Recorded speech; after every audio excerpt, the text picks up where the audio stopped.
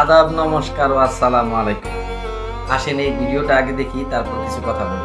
Exchange देखिए, Dhaka stock exchange की मालियत $300 billion है। हमारी स्टॉक एक्सचेंज सिर्फ $100 बिलियन है। $40 बिलियन का बांग्लादेश एक्सपोर्ट करता है, अब 22 बिलियन करते हैं, और वो मुसलसल तरक्की में रफ्तार भी उनसे ज़्यादा है। यानी अगर हम उनके बराबर रफ्तार करके रफ्तार ज़्यादा करें, वो 7 पे जा रहा है, हम 9-10 पे लगे चले जाएं, जो एक इम्पॉसिबल है, तो फिर भी 10-12 साल में हम खाली बांग्लादेश बन सकते हैं, और या खुदा के वास्ते हमें बांग्लादेश बना दो। এই তো কিছুদিন আগেও আমাদের এই বাংলাদেশ নিয়ে অনেক দেশই গর্ব করত।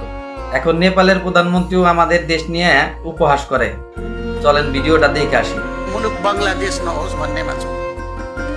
बंगलादेश चाहिँ बिल्कुल नहोस्। यो परिस्थितिमा फेरि पनि यहाँ यस्तै किसिमको चाहिँ माराकाट भयो भनेदेखि त फेरि त के होला। त्यसकारण चाहिँ त्यो बंगलादेश चाहिँ नबनोस् भन्ने। অথচ কিছুদিন আগেও অনেক দেশই গর্ব করতো আমাদের বাংলাদেশ নিয়ে। আমাদের নিজেদের দেশটাকে আমরা নিজেরাই ধ্বংস করতেছি।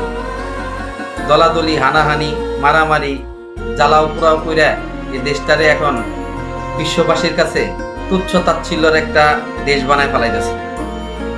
তাই সবশেষে একটা কথাই বলবো, দেশটা আমাদের, দেশটাকে ভালো রাখার দায়িত্ব আমাদের। আমরা দেশটাকে ভালোবাসি, দেশটাকে ভালো রাখি।